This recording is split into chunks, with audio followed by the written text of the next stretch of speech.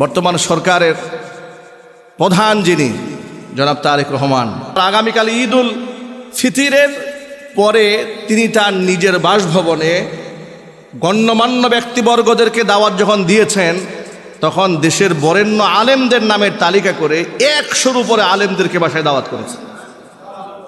সারা জীবন দেখেছেন প্রধানমন্ত্রীর দাওয়াতে যাবে ল্যাংটা মানুষেরা, নাস্তিকরা গিয়েছে, বেঈমানরা গিয়েছে, সুফি সাধকরা গিয়েছে, কবি সাহিত্যিক কলামিস্ট বুদ্ধিজীবী, কোরআন চেনে না, হাদিস চেনে না, পূর্ব চেনে না, পশ্চিম চেনে না, এই ধরনের লোকেরা বেশি গিয়েছে, তেলমারা লোক বেশি গিয়েছে।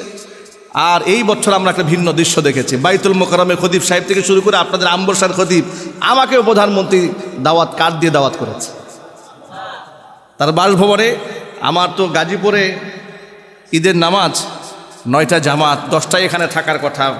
উনি আমাদেরকে আলেম সমাজকে আপ্যায়ন করবেন, সুধী সমাজকে আপ্যায়ন করবেন, কার্ড দিয়ে দাওয়াত করেছেন। আমার মতো নগণ্য ব্যক্তিকে প্রাইম মিনিস্টার কীভাবে দাওয়াত করলেন এটা আমি বুঝতে পারি নাই। যাই হোক, তিনি দাওয়াত করেছেন, এটা আমরা পজিটিভলি গ্রহণ করি। কেন? যখন আপনি আলেম ওলামাদেরকে মূল্যায়ন করবেন, আলেমরা আপনাকে সৎ পরামর্শ দিবার, সেটা আপনি গ্রহণ করবেন, দেশ বিপথে যাবে না। যখন আপনি আলেমদেরকে বাইপাস করবেন, আপনি নাস্তিকদের আশকারা দেবেন, ওরা আপনার মাথার উপর বসবে, তখন কিন্তু দেশ হাসিনার দিকে রওনা হবে। ঠিক না ঠিক জুড়ে বলেন। জনাব তারেক রহমান সাহেবের জন্য আমরা দোয়া করি। তিনি 100-র উপরে আলেম দাওয়াত করেছেন। বাইতুল মোকাররমে খতিব সাহেব থেকে শুরু করে বরেণ্য আলেম আমাদেরকে তালিকা করে করে কার্ড দিয়ে দিয়ে দাওয়াত দিয়েছেন। আল্লাহ পাক তার এই নেক উদ্যোগগুলোকে কবুল করেন, জোরে বলুন আমিন। সাথে সাথে তার যে সমস্ত মন্ত্রীরা উল্টাপাল্টা কথাবার্তা বলেন, আমি জনাব তারেক রহমান সাহেবকে বলবো যে এদেরকে আপনি একটু কন্ট্রোল করবেন। কথা বলেন ঠিক না ঠিক? মানুষের উপর যেন তারা জুলুম না করেন, শোষণ না করেন, আপনার অর্জনকে তারা নষ্ট করে ফেলবে, এটা যেন না হয়। আল্লাহ রাব্বুল আলামিন যেন তাদের কবুল করেন, জোরে বলেন আমিন। যে কথা বলতে চেয়েছিলাম সেটা হচ্ছে এই যে ঈদুল ফিতর এটা মুসলমানদের আনন্দের দিন, কিন্তু এই আনন্দ আর ইহুদি খ্রিস্টানের আনন্দ এক নয়। ইহুদি আর খ্রিস্টানেরা আনন্দ করে কিভাবে শোনেন? ওদের আনন্দ হচ্ছে ওরা মদ্যপান করে, নাইট ক্লাবে যায়, বাজি ফুটায়, আতশবাজি করে, নামাজ কালামের ধার ধারে না, রবের স্মরণ রাখে না, অবাধ যৌনতা, এগুলা দিয়েই তোদের মনের চাহিদা মিটায়। কিন্তু ইমানদারদের মনের চাহিদা এগুলোতে মিটে না। ইমানদারদের মনের চাহিদা মিটায় নিজের আনন্দের মধ্যে অসংখ্য মানুষদেরকে, দরিদ্রদেরকে আনন্দে সামিল করে নেওয়ার মাধ্যমে। এই জন্য আল্লাহর নবী সাল্লাল্লাহু আলাইহি সাল্লাম মুসলিম উম্মার জন্য সাদাকাতুল ফিতর ওয়াজিব করে দিয়েছেন। এটা কেন দিয়েছেন? এটা হচ্ছে তু'মাতুল লিল মাসাকিন ওয়া তুহরাতুন লিস-সাইমিন।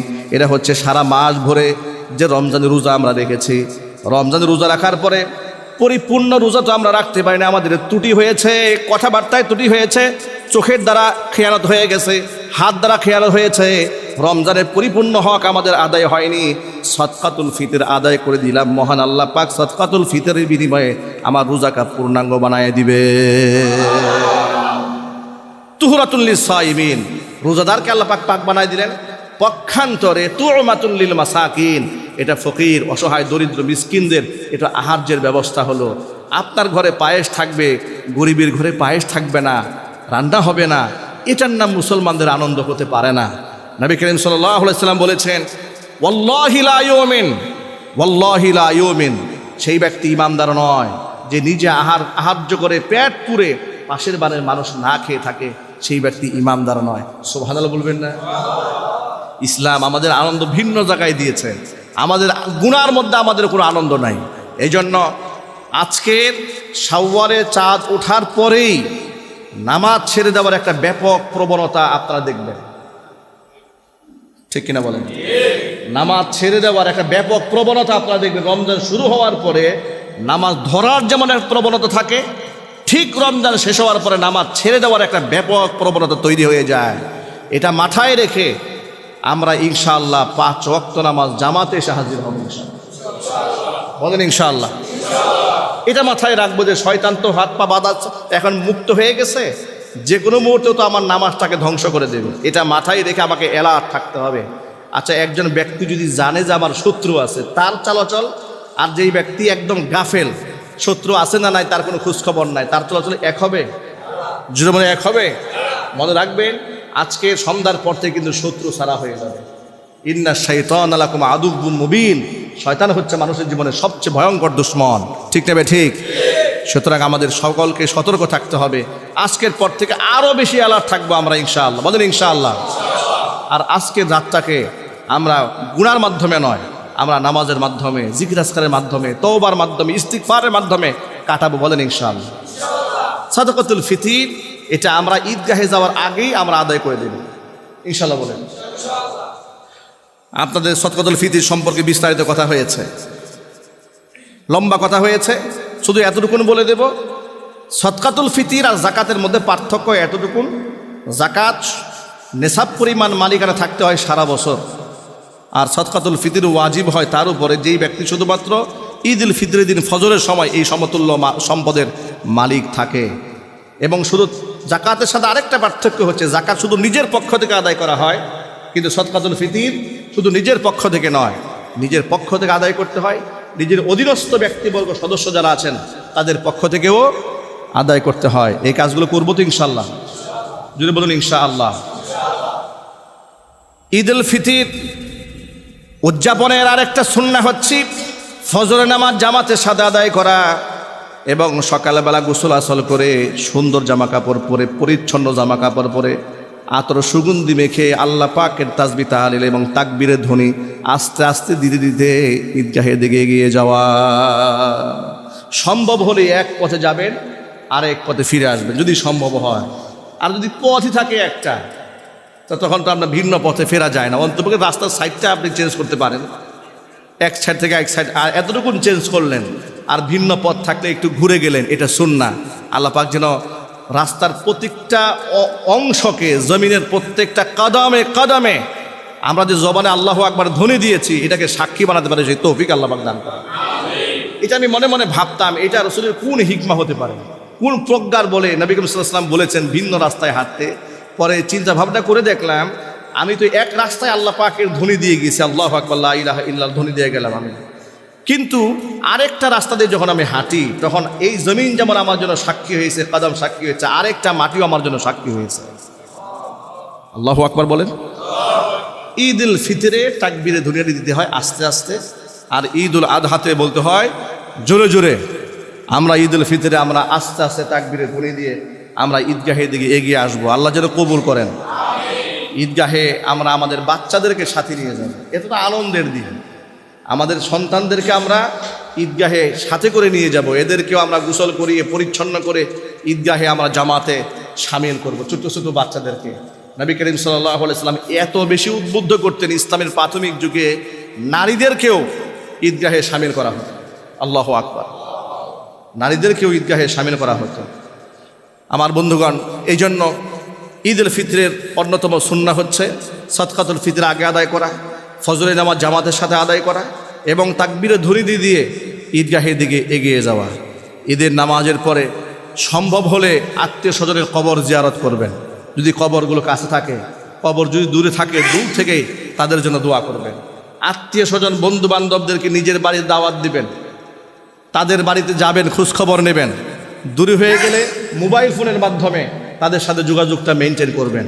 মনে রাখবেন, সিলায়ে রেহেম, আত্মীয়তার সম্পর্ক রক্ষা করায় এত বড় ইবাদত।